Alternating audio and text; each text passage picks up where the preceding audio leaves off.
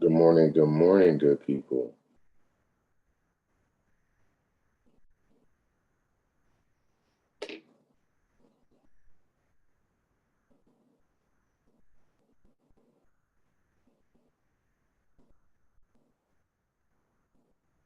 Good morning, Brandon. All right, all right.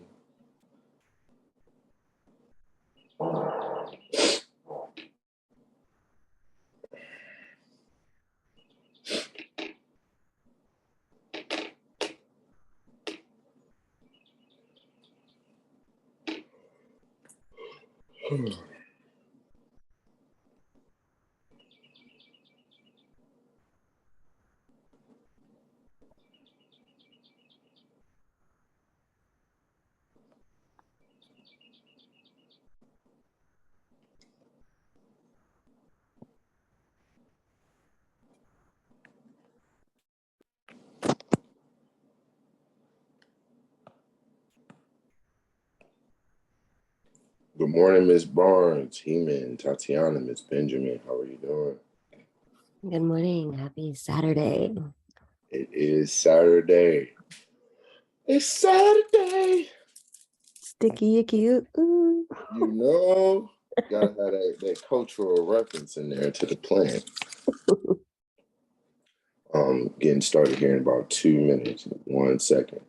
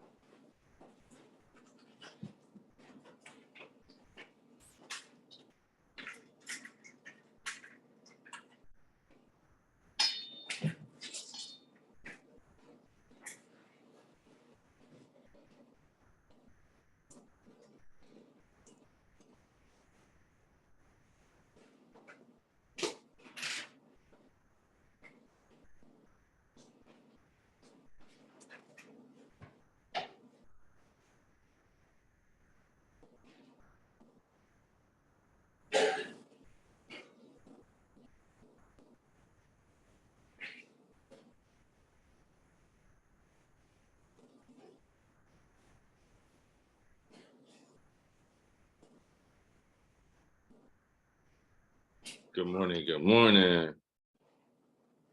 Good morning. Good morning. Yeah. Good morning, Mr. Hughes. All right, so we about to get it cracking on this video, sharing content. Let me know if you guys can't see it or hear it, please.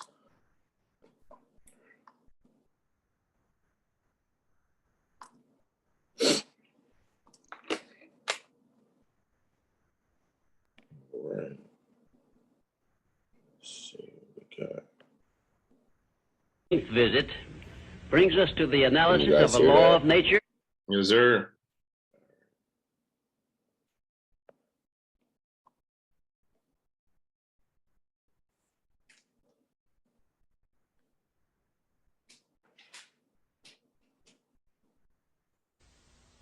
The 13th visit brings us to the analysis of a law of nature which is the basis of all of our habits, both the good habits and the bad.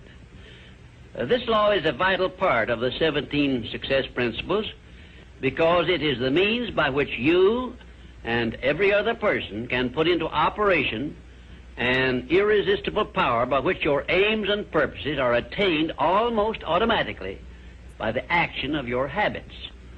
I have named this law cosmic habit force because it is the law which gives definiteness of action to everything which moves throughout the entire universe. It keeps the stars and planets in their accustomed places and it fixes the life patterns of every living thing, from the smallest insects to the largest animal, excepting only man, who has been given the means by which he may use this law to establish his own habits and determine his own desires and movements throughout life. Cosmic habit force binds every living thing lower in the scale of intelligence than man with what we call instinct. But man can rise above these fixed patterns by which lower forms of life live and establish his own pattern. This privilege is the only thing over which man has complete power of control and direction. And it is interesting to observe that the Creator never gives man any form of riches without sending along with it the means by which man may do whatever he pleases with those riches. Like every other natural law, cosmic habit force has both a positive and a negative potential application. The negative application of this law is called hypnotic rhythm, which means, among other possible results, it fastens upon individuals that by our neglect to fix our thoughts upon the things we desire in life, and thereby gain the power of cosmic habit force in attaining these desires, the law automatically acts through the negative hypnotic rhythm feature and fixes our minds on the things we do not desire and attracts to us the physical counterpart of these desires.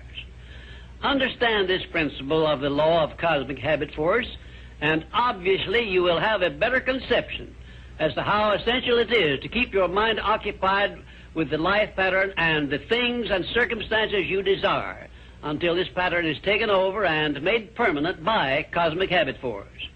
Cosmic habit force is the watchdog, so to speak, which looks over your shoulder all through life, examines every thought you release, every act in which you engage, and forces upon you the penalties or the rewards in those two sealed envelopes I described in a previous visit. When you understand the principle of cosmic habit force, it is clear enough that you cannot go through life without using the power of this law to carry out the circumstances and the desires you voluntarily choose, or, by your neglect, allow the same law to force you to pay the penalties I described. You have a power of choice here, the same as in all other things, but your neglect to exercise this power brings certain, if not always swift, retribution upon you. Perhaps you now see why I warned you in a previous visit that the two sealed envelopes were not imaginary but real. And of course you now understand that you must avail yourself of the benefits of one or be forced to accept the penalties of the other. There is no halfway compromise for any human being. Ponder over this profound truth, and you will probably get a more impressive understanding of the power which is available to you through the application of the 17 success principles of the science of success. And you may also acquire a better understanding as to why these 17 principles have spread throughout the world without organized business management behind them. Why this science of success philosophy is believed to have brought personal success to more people than has any other philosophy designed to help individuals to take possession of their own minds. The nearest to a description of the law of cosmic habit force I have seen is Emerson's law of compensation, in which he so clearly established the truth that nothing ever just happens by luck, but every effect has its definite cause, albeit we often observe effects, the causes of which we cannot isolate or understand. If you will read Emerson's essay on compensation again, in view of what I have said about the law of cosmic habit force, you may get much more from it than you absorbed from it previously. Now I shall give you a variety of illustrations as to how the law of cosmic habit force operates. One, first of all, let me call your attention to the fact that cosmic habit force fixes the habits of the electrons and protons of matter, so that their relationship and chemical behavior always follow the same pattern. Thus we see that everything throughout the universe comes under the influence of cosmic habit force, and everything moves and exists by a pattern which is immutable and enduring, except man, who, as I have said, can break the habits established by cosmic habit force which affect him and set up in their place habits of his own choice. Two, cosmic habit force fixes the pattern of every form of vegetation which grows from the soil of the earth so that each thing reproduces after its own pattern. A grain of wheat always reproduces other grains of wheat, but never makes the mistake of producing oats or some other form of growth. One atom of hydrogen and 2 atoms of oxygen combined always produce water, never anything else, because the pattern of their chemical reaction has been fixed by cosmic habit force. 3, when the human mind is focused on a definite major purpose, the law of cosmic habit force goes into action immediately and attracts to the individual the material equivalent of that purpose. And the procedure is inexorable and never varies. However, hypnotic rhythm, the negative application of the law, will just as definitely attract to one all the undesirable things and circumstances which the mind is allowed to dwell upon, such as poverty, ill health, failure, fear, and all other undesirable things. 4, cosmic habit force, expressing itself through the emotion of sex, is the means by which every living thing perpetuates its species. I like that. Understand? On mute I like again. that. I like that. He likes that. Carl, go on mute. You got, how can we mute? You can do it right there, V. You was just on it. Thank you, that. I don't have that. No, you can't. Who is Carla, please. Carl.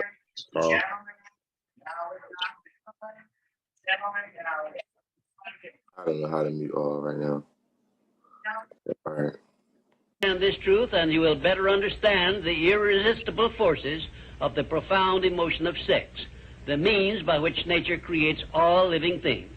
You will also better understand why aims and purposes, which are expressed orally under the great creative forces of sex emotion, are acted upon so rapidly by cosmic habit force. 5, we sometimes hear people speak of successful men as being on the beam, by which they mean that those who enjoy success have established a success thought pattern in their minds, which cosmic habit force has picked up and carried out to its logical conclusion. Direct it to definite ends in a spirit of belief in your attainment of those ends, and keep your mind busy in carrying out your purpose instead of allowing it to drift to subjects you wish to avoid. You are on the beam when you can truthfully say, I know precisely what I want from life, and I have faith I shall get it. You are not on the beam when you have no definite major purpose and you are drifting aimlessly through life. People who are failures also are on the beam, but they are on the negative side of the beam because they have neglected to use those riches which came over with them in that sealed envelope, and they have placed themselves under the influence of hypnotic rhythm, which is the negative application of cosmic habit force. There is one word which doctors dread, and it is the word fixation, which means that a sick person believes in his sickness as something which cannot be cured. Fixations can become a priceless asset by those who have discovered the great master key to success and have learned how to develop fixations in their minds based on the things they desire most in life. Cosmic habit force is the power which makes fixations permanent. You should have a definite fixation based on your major purpose in life, but you are the only one who can create this fixation. You can do it by taking possession of your own mind and keeping it directed toward the attainment of your major purpose. If you will do this by following all the instructions I have given you in these visits, in a short time you will find yourself on the beam and headed directly toward everything you desire and deserve to receive. Lastly, remember that your mental attitude is something you control outright, and you must use self-discipline until you create a thought pattern or thought habits which keep your mental attitude positive at all times. Your mental attitude is important because it acts as a magnet which attracts to you everything, every circumstance which makes you what you are and where you are. If you wish to keep on the beam that leads to success, be sure that you give cosmic habit force a thought pattern based on the things you want most in life, and it will do the rest. My man Napoleon. My man Napoleon, our friend. All right. Good morning, good people. Good morning, good morning, good morning. Good morning. Good morning. Good morning. Morning. Good morning. There it is. Do we have Morning, anybody that everybody. wants to check their ego? Good morning. Ego. Anybody want to check? Egoist of the ego. Let's go. We'll check my ego. Let's go. Yes, I was at the mall yesterday. It was my first time selling my products at the mall, and I was scheduled to work there from 10 a.m. to 9 p.m. So it was a long day, and I did not make a sale into the last hour. And I was like kind of dejected all day, not making the sale. But the last two customers that came up, especially the last woman, they really loved my products. And she just gave me so much light when she was just talking about it and saying how she wants to share it with a lot of people. So like it just was a reminder, like, even though like sometimes it may seem like I'm not getting any traction, don't give up, because you never know what's around the corner. So ego checked. Awesome sauce. Zara. Thank you. Awesome sauce. Congrats. Any other egos? Maybe two more on a Saturday. Somebody mad, they up. Somebody mad.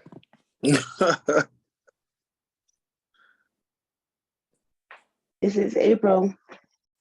Good morning. Ego checked. Came home ready to get going. Found out my bank account was closed. Now, when we opened this account, we went over all the details of some of the business income is cannabis related, and assured them that we have another merchant account that handles those transactions. Went over it with the bank manager. Everything was fine. When I left, they went and inspected my business location and closed my account. Wow. I got work to do for Ego Check.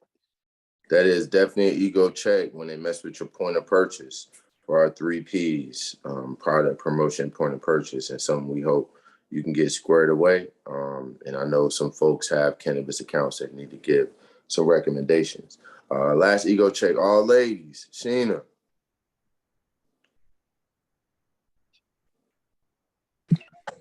Good morning, everybody. I had like a really I don't even know what to say. I had a really rough couple of days, and I part of my nonprofit developing opportunities, provide equity focus is food sovereignty, and I come from North Philly, so for me, I grew up in a place where it's bodegas at every corner, it's Chinese stores, it's McDonald's. You're not finding organic, healthy options, right? Community gardens far and few between. So I put up a series of community fridges out of my own pocket for the most part, and I recently added some pantries for dry goods, and one of my fridges, they stole the pantry and like pretty much took a door off the hinge trying to get the fridge away. And it just was disheartening because it made the owner not want to like host the fridge any longer, because obviously they don't want vandalism happening to their location. And so it just really had me like kind of F the world, and why am I doing this for people that's just going to tear it up? But then I got a DM from somebody who was just like, they had went to another fridge of mine and was just thanking me because it was eggs in there, and eggs are high, and they have babies, and it's one of the things that can stretch, and it made me feel good, but it's like hard because I'm like trying to stay focused on a good fight, but it's kind of hard when you feel like people aren't really interested in even receiving help. So it's had to recalibrate and remind myself that I'm not doing this for anything but seeing my community more refortified, and that's not going to happen overnight. That's why we have mental health programs and all the resources and things, because it's a lot to unpack. So I just have to be a little more tough and stay focused on the end goal, and not get like too caught up in stuff like this. Absolutely. And thank you for what you're doing. We are all here to fill you up, fill you back up, We know some good folks in PA. We need to connect there with DACA, Todd. So we definitely gonna keep the ball rolling. Sheena, we love you. We appreciate what you're doing. Don't let them discourage you. Ego check for me, man. I had a rough week. People always get at me about how direct I am. I told y'all that in the class. It's not until, people actually be on a team with me and work with me and know that I'm really so focused on the mission. I'm so focused on going forward. And sometimes I don't pay attention to all the small sensitivities or how stuff is said. So checking my ego, somebody felt like I was harsh this week and I was too direct. But I tried to deal with that as best possible. We're going to continue to monitor it and make sure I'm myself just as much as I'm making sure letting people know that I mean the best. I'm not here to harm anybody. I'm here to make some money and make some impact in our community. With that, my ego is checked. Yeah. Todd Hughes here. I was a part of that whole transaction, but I'm checking something a little different. I've been seeing this is one of the most active groups I've seen when it comes to communicating on email, within the chats, so forth and so on, social media. And I've seen a lot of folks, saying, well, I didn't learn this. I didn't understand this. I didn't hear this from the trainers. This, for me, I wanted to jump in and say, here's a whole bunch of assistance. Here goes a whole bunch of help and direct people where to go, what to find, and how to help them develop what their brand is. But I had to check that because this is an executive MBA type class, and we cannot hold hands. And it was a beautiful thing to watch others step in and support their peers and give advice and access to tools. So it's a beautiful thing, and I'm proud of y'all. So I got to step back from wanting to always be the one to try to fix things, and I appreciate the work y'all are doing. So with that, my ego's check. Absolutely, man. They were popping off on the WhatsApp. It's notes popping. There's learning objectives we want to make sure we go through. And one of the best ways to get fortified, like we talked about in education, is being able to take it. So being able to take the education, working with your peers, repeating what was said, that's a rhythm. Looks like we got a lot of cool stuff that happened also, including some election results in the name of your class. So, introducing whoever the class president is. Please introduce y'all executive board. All right. Hi, everyone. This is Leslie. I was voted class president or cohort president, and I appreciate all of your support, everyone. It was a close race. No, I feel like at our last meeting, leaders really came up and nominated themselves, and others nominated us as well. So thank you so much for trusting me with the leadership, and to everyone who has been voted in. So handing it over to my VP, Jonathan Torres. All right. All right. Hey, what's up, y'all? Good morning. Happy Saturday to everyone. Appreciate y'all for being here. Also, thank you for all the folks that voted and participated, and also nominated, and also allowed me to be vice president. I appreciate it, but we're all peers, so we're all gonna work together collectively. I'm not a figurehead. I'm not a person that lets labels define who I am. We're still a team. It's still a collective. So we're all going to work together. This is just, I believe, for organizational purposes, for us to have a little bit of structure. But for the most part, we're all going to work together. And I'm an open book and an open resource. So if you guys have any questions, concerns, I'm super active. So you guys can hit me directly, email, WhatsApp, phone number, DM, Trello, whatever. Right. But let's rock out. Thank you. I appreciate y'all. To everybody that got nominated. Awesome sauce. Congratulations. And welcome, Alexion. Welcome, Crespos. Who is the secretary? Sorry, so picking it back. So our secretary is Demetria. Can you quickly introduce yourself? Congratulations. Yeah. Yeah. What's up, y'all? It's Leon. on Unmute. Here, I'm gonna unmute you. Let's see what it do. Or maybe you're not on mute, but it's just not coming through.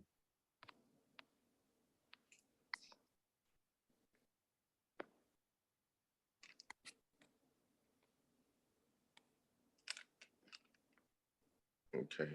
Try it again, Dimitri. Nope. You might have to log off and come back in. We can see you. We can see your lips moving. But if you can hear us, if you could log off and come right back on, we're going to keep pushing. But as secretary, man, is one of the most important roles in an organization. Just so folks are really, really aware, you know, president, VP, super high facing, high front. But Can you hear the me secretary. now? Yeah. Yes. Okay, it was my earbuds, freaking power beats. Anywho, hi y'all. Thank you for voting for me. Everybody participated.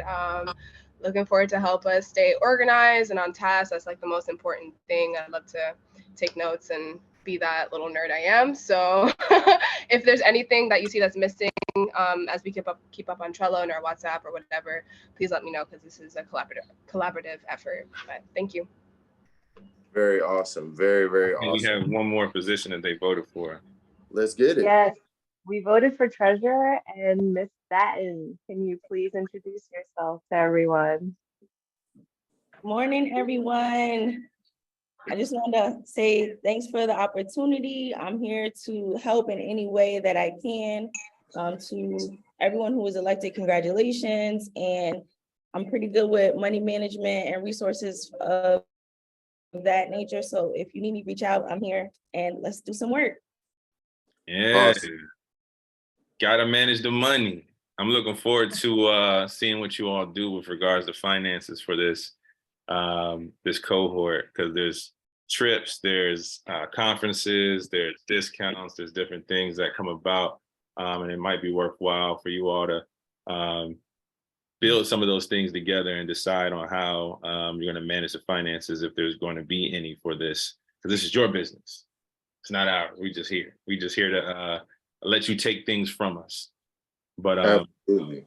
amazing that you all were able to organize and get that done. A couple, I guess, housekeeping rules. The president's going to kick off every meeting and close every meeting. The vice president's going to, manage any committees and ensure that communications are clear across the board.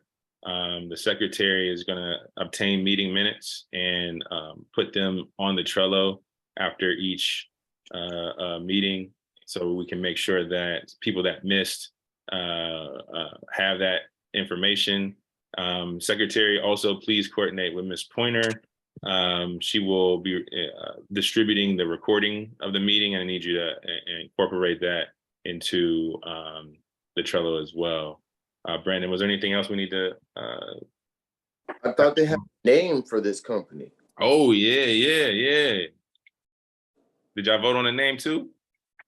So we did. We went back and forth. We took in a lot of feedback from folks about some words that, like legacy, for example, that were uncomfortable to some. So we went back to the drawing board. And yesterday, the one that emerged was High Impact Collective. And that's I really resonated with me as well, because collective came from Christina. So certain words came from certain folks. Jonathan did a lot of research for us, as to what some good names would be. So I think that's what we're gonna go with, unless any other objections come up last minute. But High Impact Collective is who we are and what we want to be known as. That sound. Woo! That's what I'm talking about. That got me hyped. I ain't gonna lie. Like, that got me hyped. So, HIC. Let's get it. Yes. All right.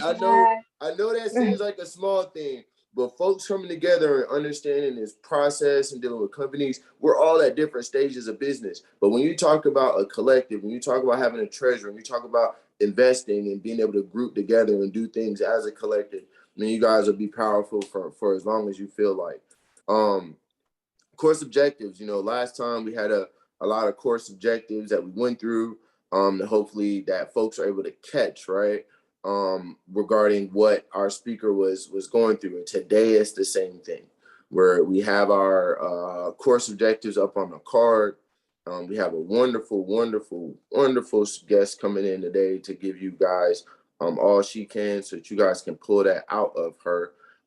So, today the course is about identifying your problem and developing relevant solutions, which I think is huge, right? Todd, I guess you're gonna do the 4 hats after Mata. This is 3 minutes. Okay. So when we talk about the learning objectives here, El Presidente, we're gonna go through what the learning objectives are with you. And we got Miss Figueroa on. We'll introduce her in a second after you read through what the learning objectives for today are.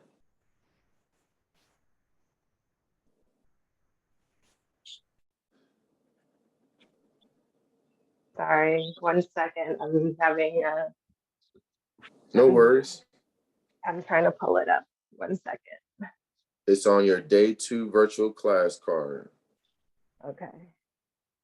Yo, Brandon, real quick, until she finds the thing, I definitely want to give a big shout out to our brother Kareem. We call him Professor X in the chat, because he actually did an amazing job on assisting making the Google document for us to vote and do everything and real seamless. So even though technically speaking, he's not like on the executive board, I think he's going to be a very intricate piece in our organization because of his expertise and being an educator, as well as his skill set to be able to make things pretty organized and seamless. So just want to give a shout out to Kareem for that. Absolutely. Yeah, we're going to see Kareem all over the place. Thank you. Yeah, listen, man, we worked together, and like you said, I'm gonna reiterate it, bro. Like it's all hands on deck. We all putting the work in, and it's easier when you know what you're good at to initiate that. But we all gonna wear several hats. We're not gonna let the names and the titles get in the way. This is our thing, and we're doing it together. Absolutely. Each one of you all as an individual CEO is just a boss life when you come together with other CEOs and see how things move. Leslie, we got the learning objectives up on the screen. We want to have you go ahead and go through them. All right, I have them up as well.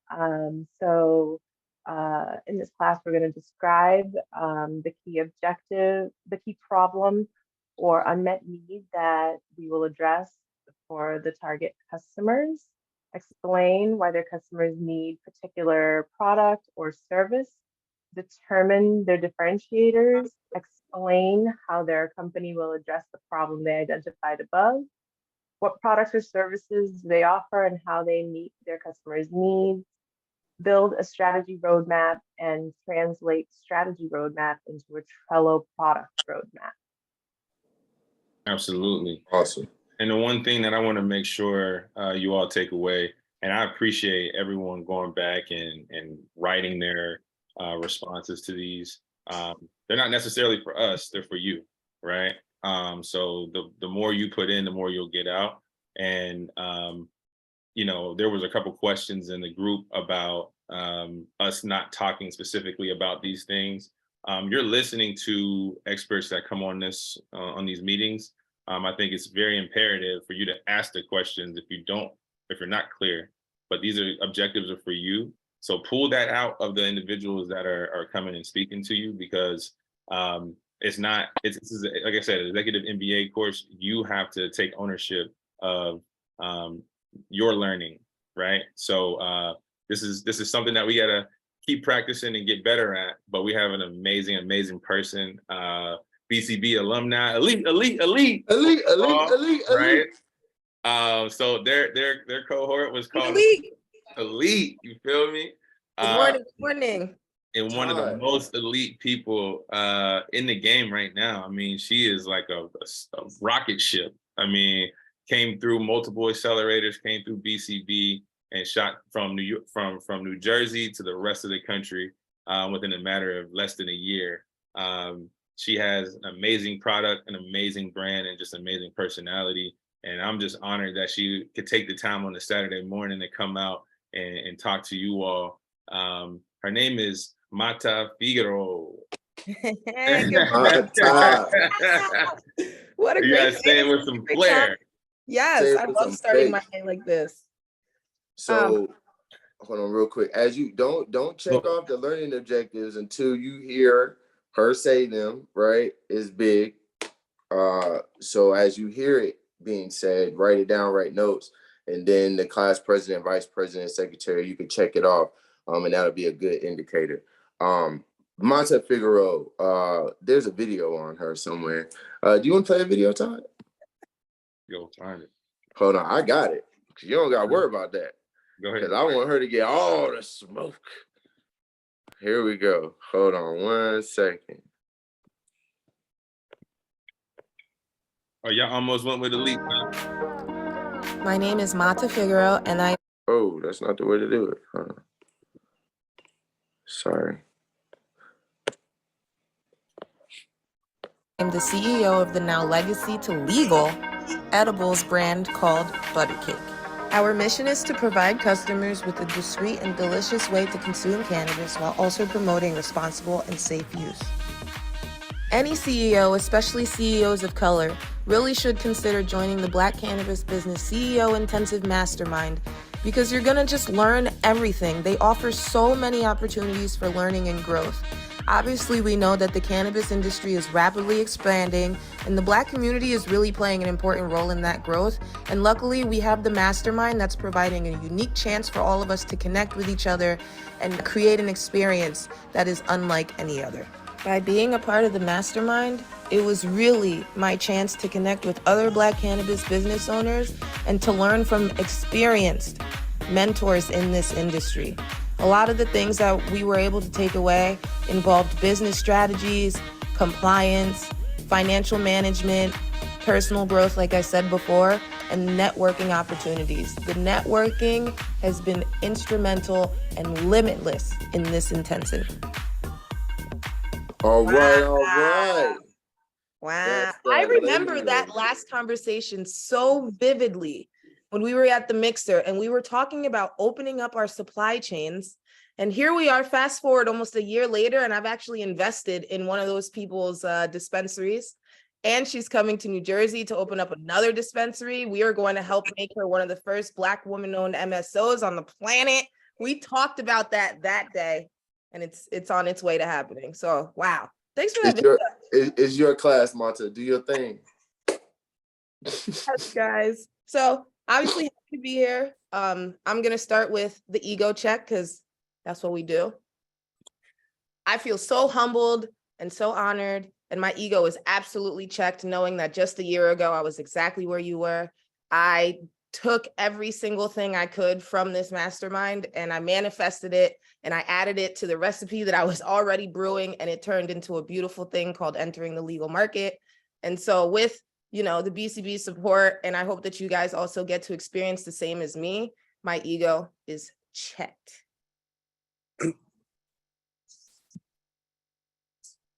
Okay. Can you see my screen? Yes, we can. We see you, we hear you, we support you, we love you. Let's go. We all of that.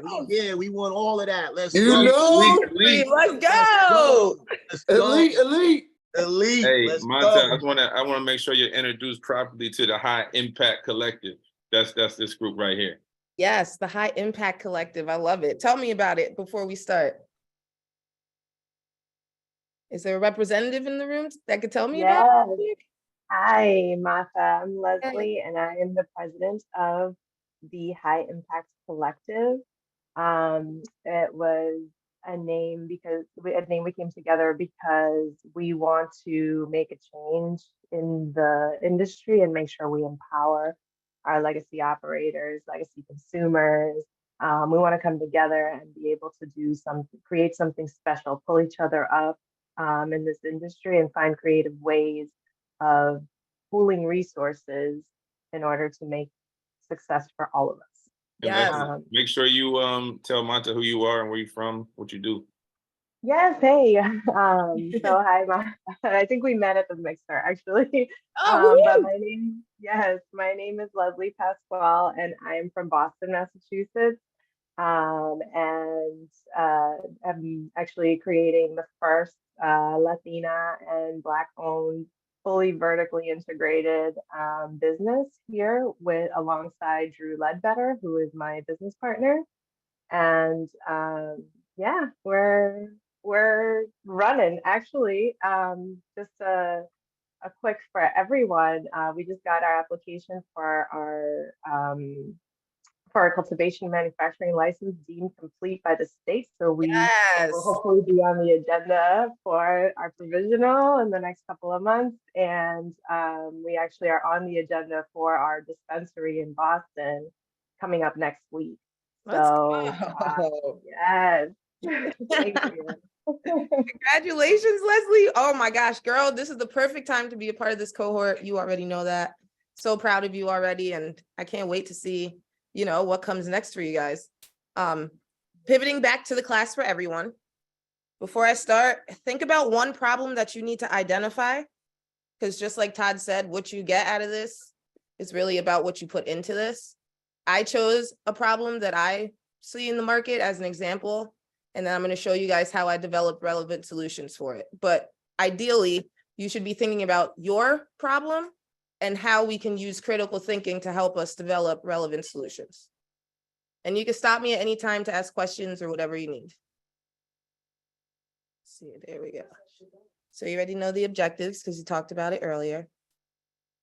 The problem that I am seeing these days is the lack of access to quality cannabis products in the market. I live in New Jersey.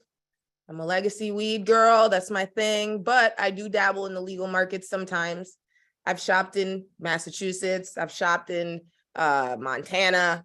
Obviously, I've shopped in New Jersey, and the consistency is an issue with not having federal legalization, and the access to the quality is an issue.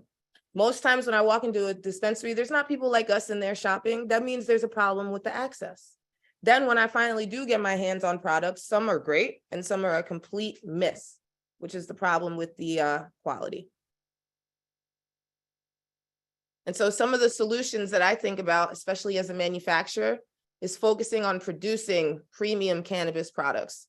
And by getting that objective, crossed off the list, I have to partner with growers that care so much about quality, that make sure that they're doing the above and beyond to produce a great product called weed. Then after that, once I'm able to create the product, it's my job now to provide the education to the consumer, because ultimately they go in and they buy the products. And on top of that is not only verbally telling them, using social media to tell them, but also including it in the packaging. We have to be really, really cognizant, especially with the limited space that we have on packaging, to provide as much education in that little bit of space to let the consumers know what's going on. We're in 2023, a QR code does a lot of the heavy lifting on that aspect. So when you're thinking about solving problems that we have in the market, also think about what benefits that brings to you and brings to your business, your community, your network, your supply chain. By providing solutions that are relevant to the industry, now they're looking at you like you're the trusted source. Your word is the bond. You're starting to destigmatize what cannabis looks like for the people that have learned for the 60 years prior how bad it is. We're now teaching people how to make the right decisions about using cannabis, about keeping their products stored properly, about keeping their children away from it, about keeping anybody that's not interested in being high away from the product. So there's a lot of impact that comes out of finding a solution to a problem, which we know there's a lot of problems going on in this industry. So then you guys talked about explaining the needs for your product or your service. I know that some of you guys have brands. I know that some of you guys are going for licenses. I know that some of you guys are ancillary.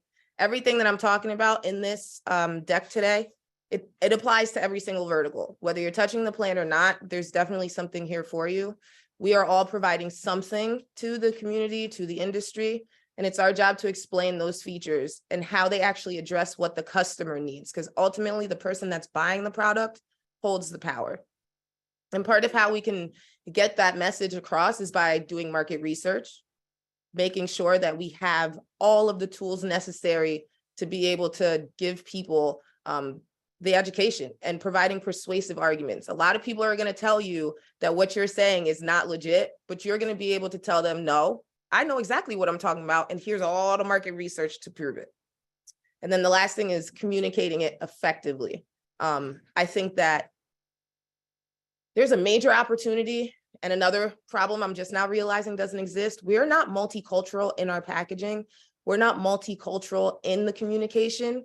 So for somebody like you, Leslie, you're going to be the first Latina to do it. I would love to see English and Spanish on your packaging for your products, so that when somebody is walking to a dispensary and they're buying your products, if they are relating to your culture and they're a part of that world, they'll be able to read it in their native language. Figuring out what's different about your business. Letting the target customer know that you are aware of their pain points. Get out into the community, go into the internet, dive deep into Reddit, y'all. Reddit. If you really want to know about your customers, they are on Reddit and they are telling the truth. Find their pain points, build that into your business so you could provide, again, a solution that's relevant to the industry. Do your research, do your research, do your research. Your competitors are there, they are alive, they are well, they are probably incredibly wealthy. You need to figure out the gaps in their market, the gaps in their businesses that you could slide into and capitalize and dominate on. So that kind of research is really gonna tell you how your business is different from the rest that already exists. Then always SWOT analysis. Me and my partner, we do a SWOT analysis every month. That might be a little excessive, but it works for us as we're working through daily activities and monthly goals, things of that nature. In the next slide, I actually put a SWOT analysis chart in there that you could fill in on your own. So later we could like arrange how to email this to you guys, but this is a tool that you could just keep for the future. Then you're going to use the information that you figured out from 1, 2, and 3 and develop that as your value proposition. The value proposition is literally the voice of your business, that 2-sentence thing you say that makes somebody so interested in finding out more about you. And then the last thing is communicating. Again, I'm going to say this forever and ever and ever and ever. We need to be able to communicate our differences clearly and consistently. And I also believe that we should start using that communication with not buzzwords. We don't need to communicate to everybody that we're Black by using the word social equity. We don't need to like do all of those things. We need to be clear and consistent, especially with the branding. And so with my brand called Buddy Cake, we do edibles. That's exactly what my consistent marketing is we make edibles. And so with your business, think about how you can communicate what your difference is.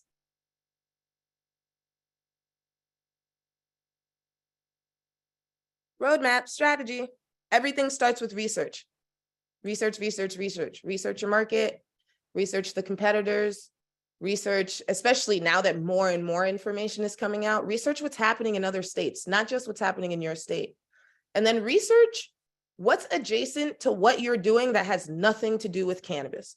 So me getting into food manufacturing, I did a lot of research on Goya, Mondelez, Nestle, to figure out what were they doing that made Oreo so successful and how could I use some of those things to transfer into the cannabis industry.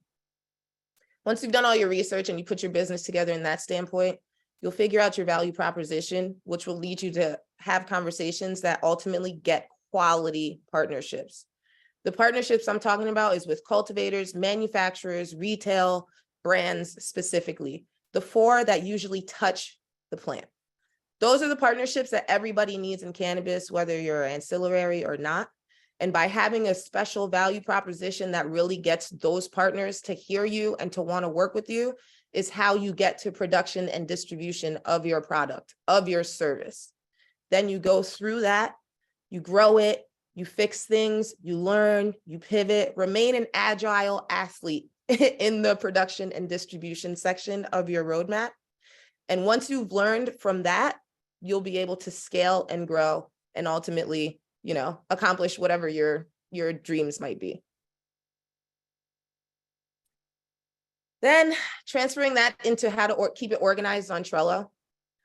You'll see the boxes 1, 2, 3, 4, 5, 6, 7. Those boxes are going to be your cards. You're going to create a card that says market research. And underneath that card, add links and a quick synopsis of what you found so interesting there so you can go back to it.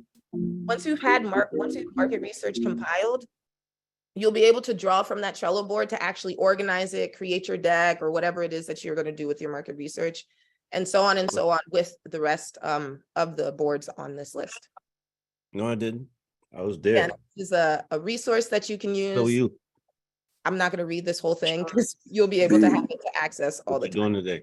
B says, I need you to be on mute. Brian, you need to be on mute. Thank you, brother.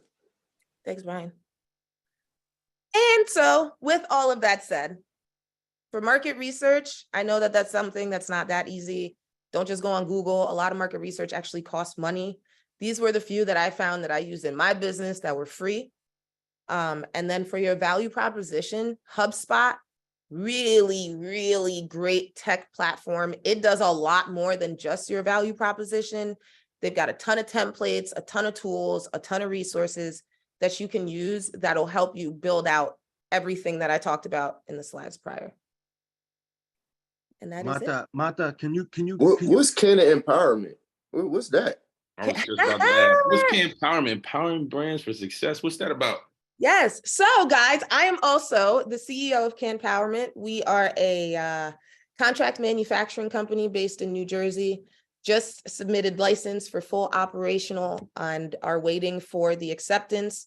Once we open up doors, we will be manufacturing for our in-house brand called Buttacake, producing edibles for the New Jersey market. And after that, we will be opening our doors to anybody else with a brand that would like to enter the New Jersey market. We are specifically looking for flower brands and gummy brands right now that are interested in having conversations while we develop from the ground up.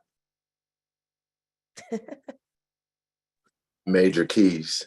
Does anybody have questions and stuff? Now we could just talk. I want to talk about your businesses and we can use some of these tools to, help out. Jonathan has his hand raised. Go ahead, John.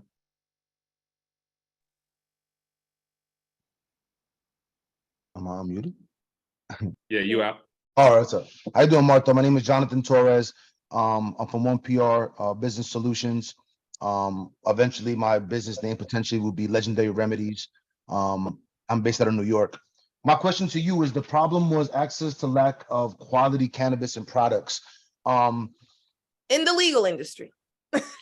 Correct. So yeah, because that was kind of like where I was transitioning, right? Because from what I understand, based upon the networking that I've been doing the past couple of days with a lot of people in different panel discussions in New York, the consensus in New York is that the quality of the legal cannabis isn't up to par with what we can get on the black market per se, right?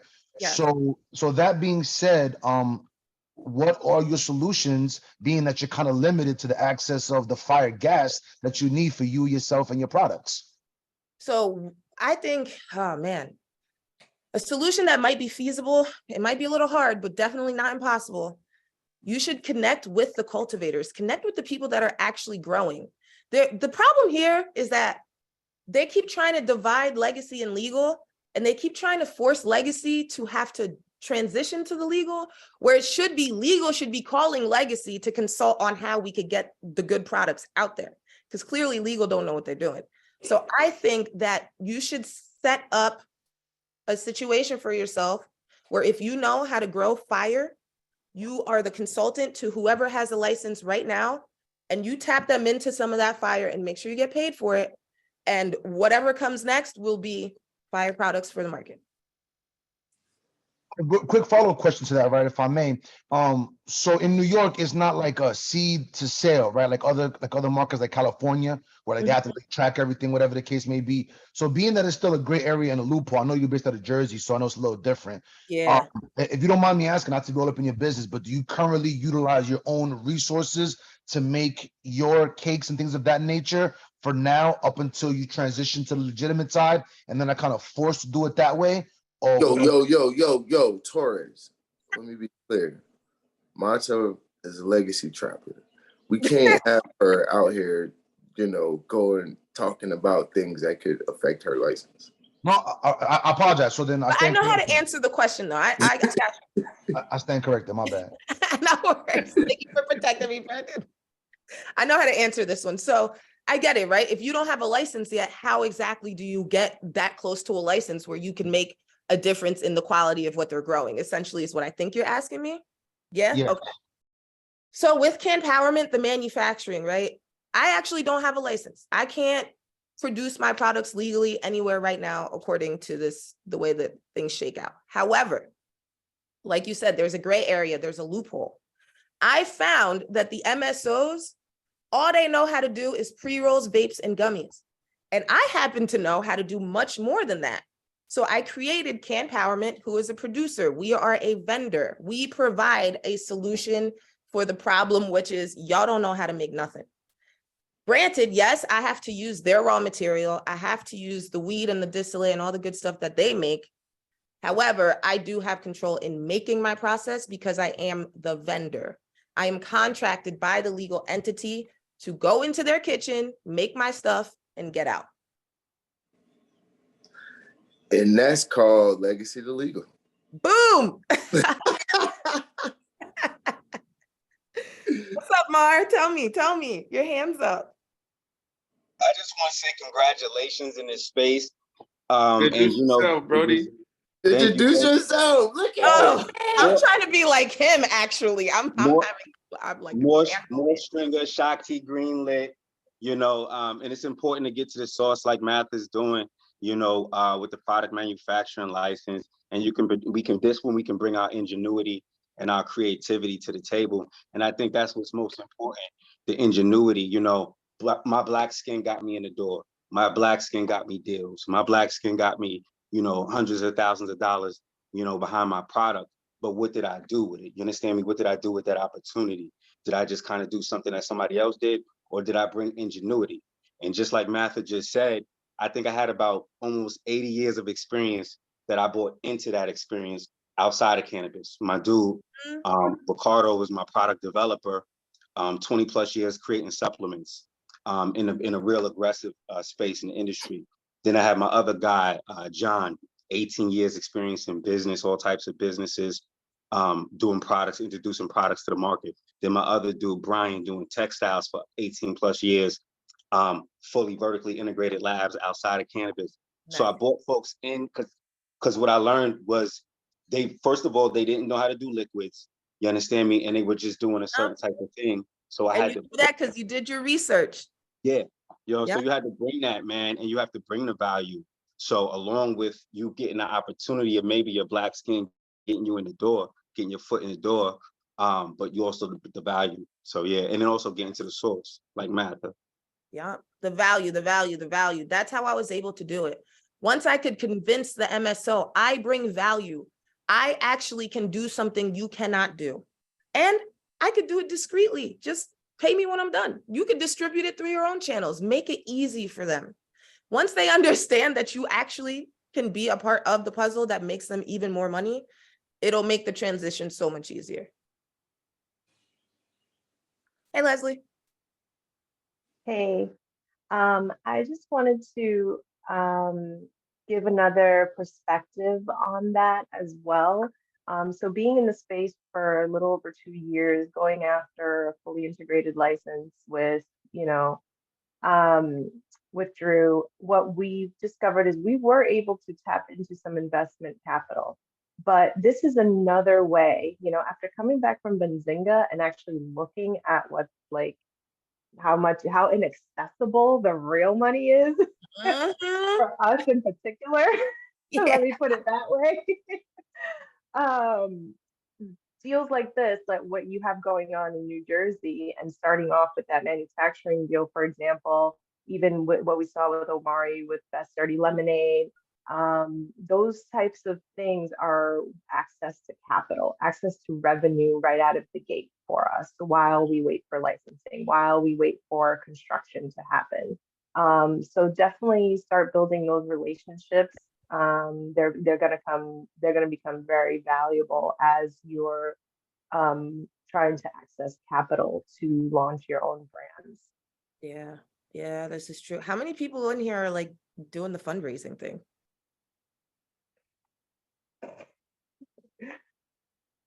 Everybody. Everybody. Yeah. How many of those everybody's have a brand? I'm actually fundraising all the time. I'm looking for marketing money, marketing dollars. I have a lot of opportunities with different product manufacturing labs who let me in the door, which is cool because they make people pay to get these opportunities. But in order to execute on some of these opportunities, funding. So we're working on expanding a couple different products, SKUs right now with a couple different product manufacturers. But money is always good to do that. Yeah, yeah, that part. Okay, perfect. Okay, I'm taking notes here. Got it. Okay. I really do believe that if you have a brand, you could capitalize without having to get a license. I see a messaging in the group. The presentation is on the Trello board in the card for today's meeting. Beautiful. Oh, let me actually, I'm going to give you guys my email too.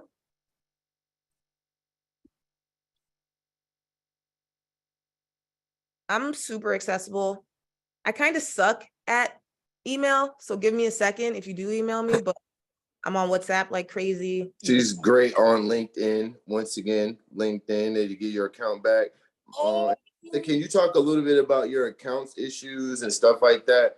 I'm terrified of it personally, but I think it's relevant. Yeah, you guys. So free matcha. Facts.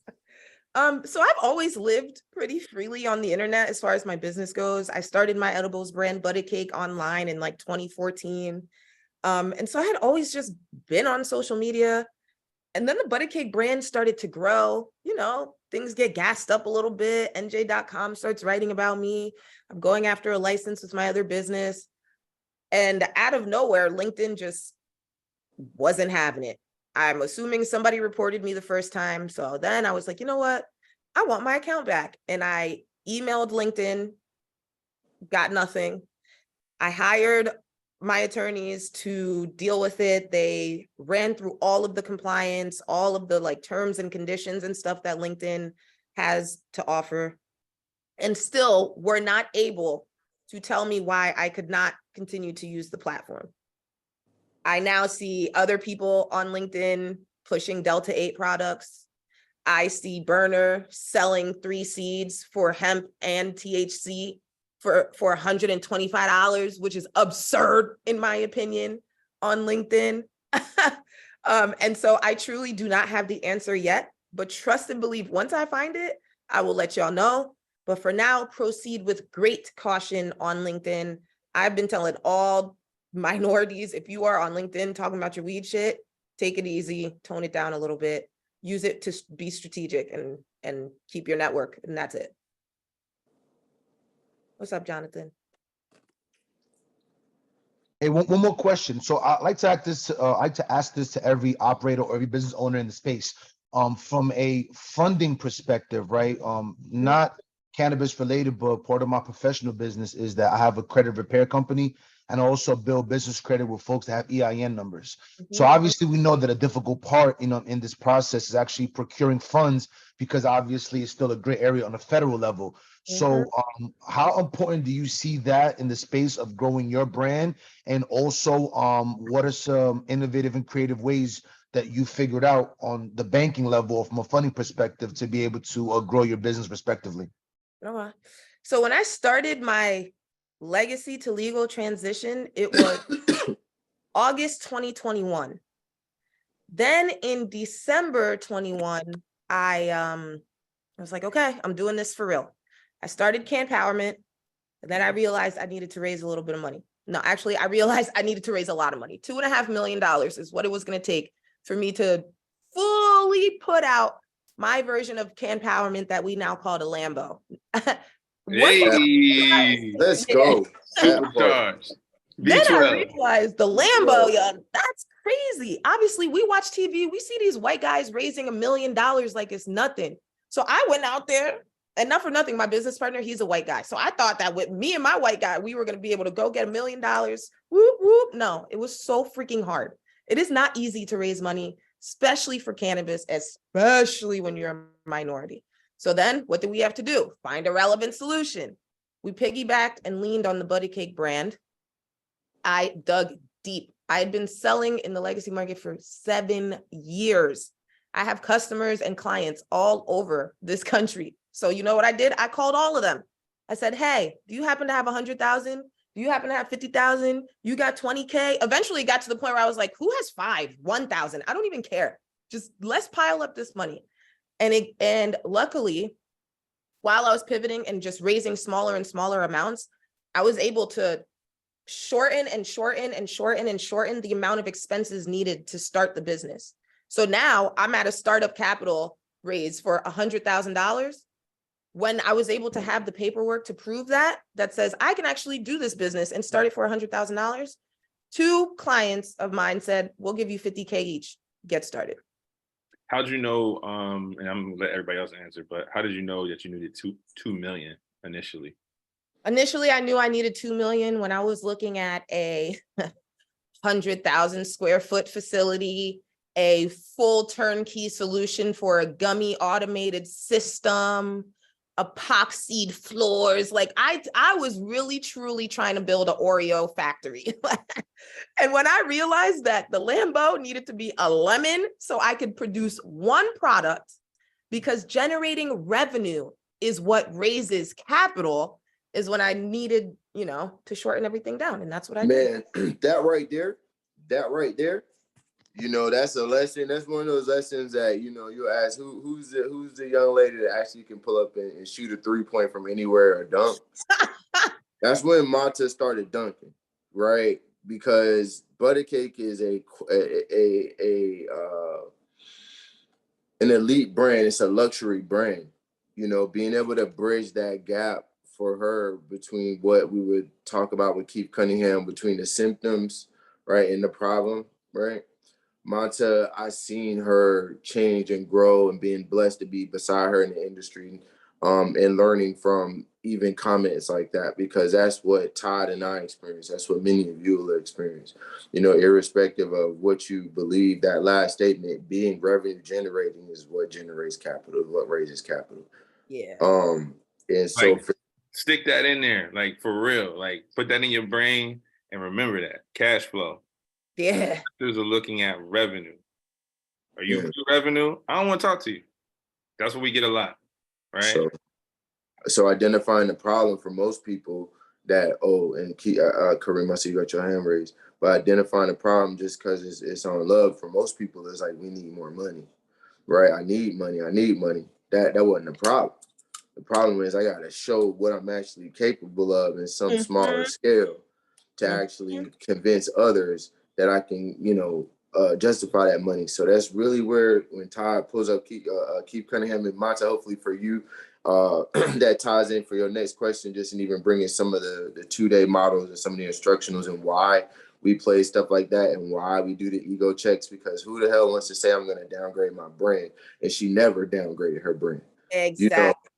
I downgraded the strategy. And honestly, Brendan, I learned that from you. I don't know if you remember when we were at the hot dog spot, we were sitting on the benches and I was talking, and you were like, Mata, you are so focused on the capital of the business. Like, you too business.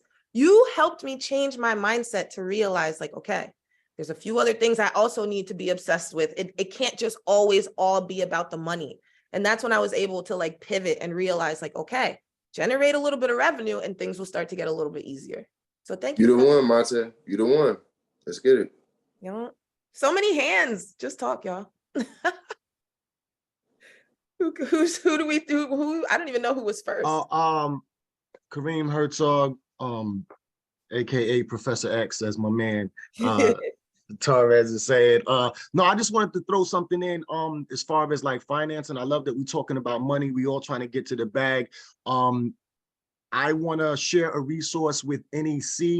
Not really sure if you're familiar. Actually, let me put it in the chat. If you are, and hearing your story, Mata, was so inspiring. But like when you said, oh, you was looking at the building, and then you was looking at this, and that increased the money. NEC, and again, oh, you're muted. You went on mute, brother. Or you might have jumped off. Pardon me. Nah, I didn't jump off. I'm not gonna do that, especially when it comes to the money. Listen, NEC, they lease. They're entering the cannabis space. I mean, and NEC is like a Japanese electronic company. For those who don't know, I have Japanese roots. But anyway, I have connections with NEC. They're leasing. If you want to get like equipment or anything that can be like, you know, I guess depreciated over time. And it's obviously it's hard to get financing within the industry. But if you're looking to get equipment or any, like, you know, obviously that's especially if you're cooking up and you're doing things on that end of the supply chain where you're manufacturing and processing, if you want to come up and figure out how you can get money to buy some of this equipment and things of that nature, NEC Lease is one of the organizations that's actually financially backing cannabis initiatives. So I just wanted to bring that to the space. I know we're talking about money and everything, and that might be something that we all can take advantage of. So I just want to put that in there. Professor X, Thank let's you. get it. Okay. Do you have any connections with them that we can reach out to, like resources? Yes, yes. I do have a plug, the director of sales, and we'll definitely, you know what I'm saying, coordinate that online. I can do the introduction via LinkedIn like we always do.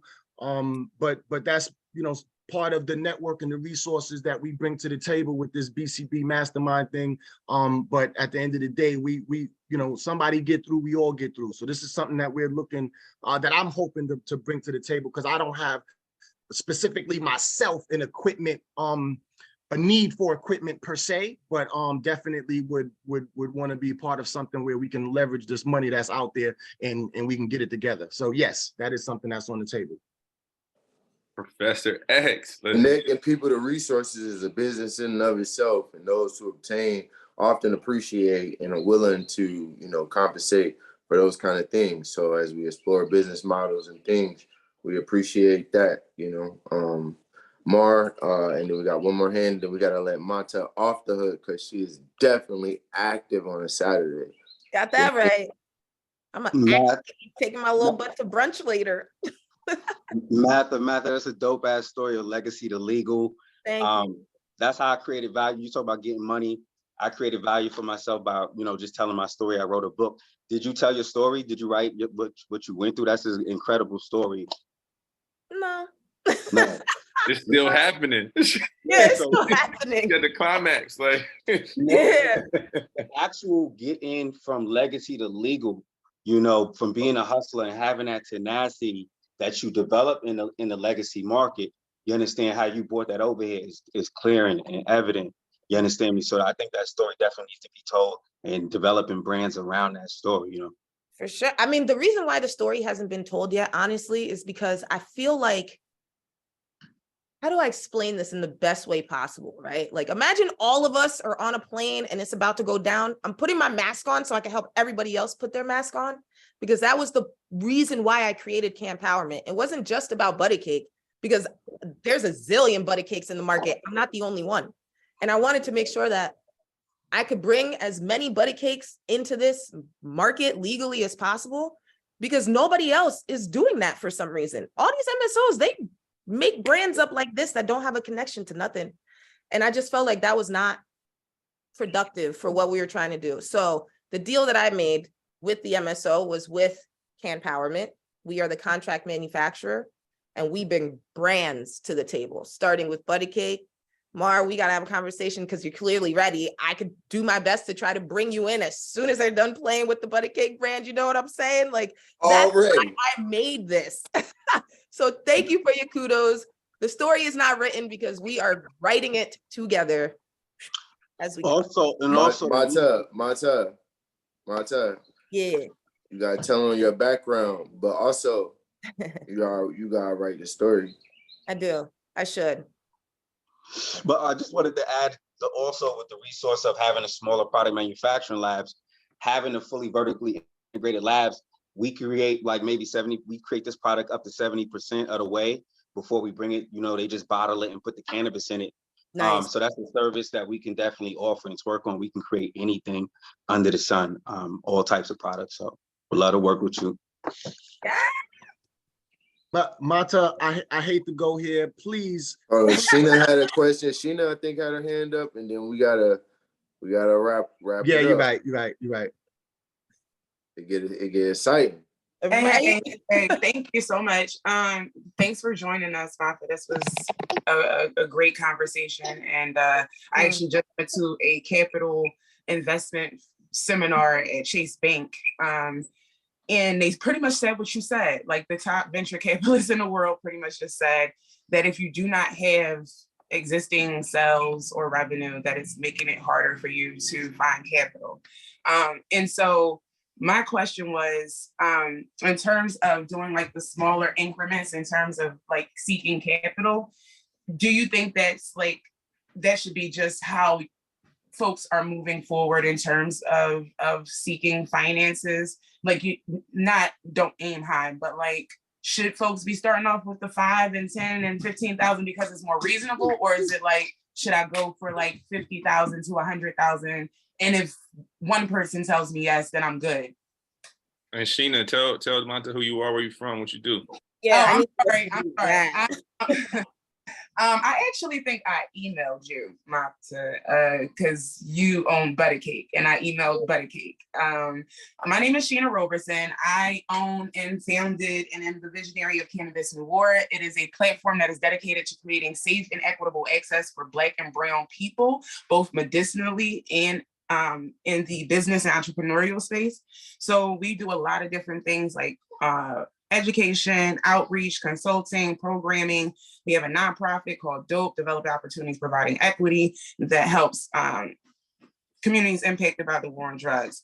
I'm trying to get into the product space. I'm working on some things. But sidebar, I actually am hosting the first Women of Color in Cannabis conference. And yeah, it's in Philadelphia and virtual. And I reached out to Butter Cake because it was Black women owned, and somebody mentioned you to me. So now that I have a face and you on the spot, don't forget I emailed you, girl. I just sent you my cell phone number. I'm not that great with bad email. about emails. I'm gonna check it. She definitely said emails are not her thing. Oh, okay, good. All right. Email for me is a pain point. Oh Lord. Okay, so then cool. I got it. I'm glad this is alignment. So I'm glad you happened to be here this Saturday morning. Because I was definitely wanting to reach out to you, because one of the things that I'm like really trying to do is make sure that we create space to have conversations for Black and Brown people like this, right? There's not a lot of talk about equity and money and large amounts of money. And if there is, we're often lost and kind of behind pace, because we didn't grow up with all of that kind of stuff in our family at the kitchen table, right? Because that's where you learn everything. Growing up, at least I did. That's where I got my politics, all the relationship learning you learn hearing the old people talk around the table, right, at dinner time. And so, yeah, I wanted to, obviously invite you, but back to the original point, I found that even in this conference, for example, this is the first time this has happened, right? This obviously has a lot of very clear indicators of why it's important, why it's necessary. We have an amazing lineup from Mary Pryor, Dashida Dawson, Shailene Title, everybody. Yeah, what color have shown up? Roz McCarthy, everybody, Minlay, anybody you can think of is down to be a part of this, because we all feel it's so needed, so necessary. Sorry, my 2-year-old. Hey, what's up? The energy. What's up? Yeah, he's extra, y'all. Sorry. So yeah, I noticed that there was a little pushback in terms of some of the funding and getting sponsors, because they were like, well, this is kind of like the first of its kind, but I also believe that this is such a strong model and that it has we had 1,275 pre-registrations and 250 panel submissions.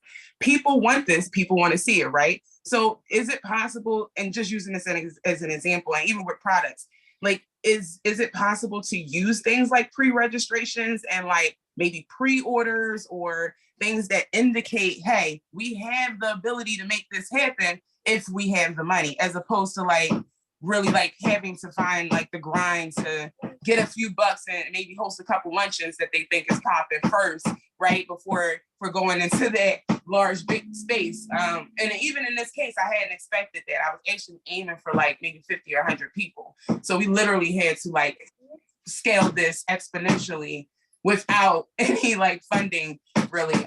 But I just wanted your thoughts on that, because even this small endeavor was kind of like stressful. And I'm like, God, I can't imagine trying to seek $200,000 for a quarter. And you know, people are fighting me about investing in Black and brown women. Like, you know. Yes. I understand it. So, okay, I'm gonna do. There were so many questions. First, I know, I'm sorry. First question was, I'm raising money.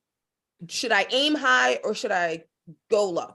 And I feel like the answer to that question is raise money and raise the bare minimum it would take for you to turn a profit. If it will cost you $5 to get that business started, and you know that after you raise that $5, you could turn that 5 into 10, then just go for 5 and you will be able to fund the rest of that money that you need. Yeah. I always say, like, you know, bunch of snowflakes fall to create a snowman. So think about money that way. Just get as many little flurries as you can until it starts to grow. Because once you have a few flurries, you'll start to generate that revenue again that will bring in the capital that you need for the rest of the raise. Yeah. Yes, Yeah. Kareem, you need to know your break-even points. If you don't know a gentleman by the name of David Ravinovitz, I'm sure you guys are going to have a money talk at some point. Find out about him. He'll help you out. That's how I learned how to do it. Maybe he could come on one day and teach a class. Don't know, but all the stuff he taught me is how I was able to get a lot of things done. He's great with the money. So yeah, we'll pin that for a different day. He's definitely gonna come on and talk. Yeah, we in talks ourselves with David. Who? David Rebecca. Yeah. That's like Mike Jones right now. So we're definitely gonna figure out how to work together, even be able to maybe talk to David Mata to get him some base rates for cohort members, you know what I'm saying? Steward that in. We talked to you about how to maybe work with David to do some of the things to get the baseline things. So we need to chop offline about that. But y'all give Mata 2 class. Come off mute if you can. Come off mute if you can. We're gonna let this happen. Come on. She deserved it. She deserved you. Come off mute. You know what I'm about to ask you to do. Everybody get off mute. Get off mute. Stop playing. Get off mute. Yo, class president, you can call it out. All right, everybody, let's give Martha 2 claps in the Ric Flair. Woke up my whole Thank family. you, guys. Thank you. Gina, I don't have the answer to putting together a conference. Honestly, I have 0 event experience. That's not my lane, but I do know some people that throw a really dope conference together, and I will be sitting on their board soon. So I will ask them your question and get you the answer. Man, Mata, this was absolutely amazing. Thank you, guys. These last 2 classes, man, it's been amazing. We had Jarrell Wall on the first time, and now we got you. Such a treat. And there's a lot of gems dropped. Hopefully folks learn from this. And you know, Mata dropped her phone number in there. Usually do email, usually do LinkedIn, but she got her phone number. Y'all might need to, you know, figure out how to hit her up and get going, because she making moves. So Mata, thank you so much. And we look forward to continue seeing you grow and take over the industry. Thank you. Blessings to you all. I also wish everybody exponential growth. Move with passion, move with intention. Do not leave your people behind. Have a great weekend. Absolutely. Woo, thank you so much, Mata. Man. Thank you. That's smoke, man. That's smoke, All man. that It's smoke. Saturday morning. That's before 10:20 for East Coasters. You know what I mean? When you talk about somebody going straight to the top, man, will not be deterred. You know, that has her cosmic habit force together, has her lexicon, how she treats herself, and the key to everything, has her ego check. You know, man, it's humbling. It's humbling, honestly. Free game I paid for. Shout out to Rashad Howard. Hey man, she had to go through it to figure it out, and we all going through it. So appreciate that. On this Saturday, we like to transition into a session that's focused more on critical thinking. as a CEO. I have a slight presentation right now that we typically use. And so I'm gonna pull it up. Well, they thought class was over like last It was time. like, all right, woo. I was like, oh, we about to go. My We time. to go out. No, Nah, we good. Nope. We ain't going out. We ain't going out. So when it comes down to it, we talk about books. We talked about Keith Cunningham today and last week. And ultimately, The Road Less Stupid has some key points that I just want to pull out so that you can start thinking about it internally in your business. But the one question, and I will let a few people answer this question is, if your business could talk, what would it say? What would it say? And your operations and your structure and your finance and how you lead the company. Now, this is a big ego check. They'll be like, my shit's bleeding. I'm hurt. I'm injured. Are you injured or are you hurt? Are you injured or you hurt? Can you go back in the game? Come on, somebody come off mute. Let me hear it. What would your business say? One of my biggest concerns moving forward is when you're going to make these investments in the New York market, and when you try to go, they want to see where the money's coming from, right? So me being a legacy operator and obviously having a substantial amount of non-taxable income, I'm looking for innovative and creative ways to be able to show that on the books legitimately, because right now my two businesses do okay, but based upon my past 2-3 years of taxes, I don't think it's merely enough to be able to procure these funds that is going to be needed eventually. But again, just looking for creative ways to be able to offset that in some capacity legitimately. What else does someone else's business say? That's a good thing. That's a good thing.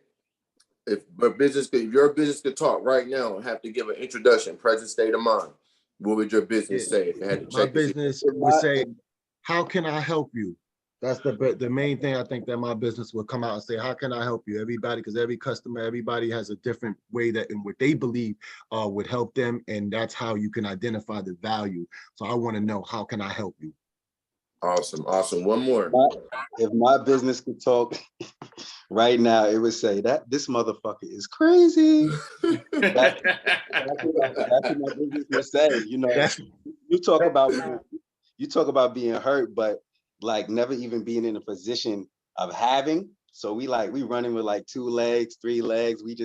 We running on E. We putting gas in the tank, $3 every day. Tunes, baby. My business, but never even been in a position of being that successful.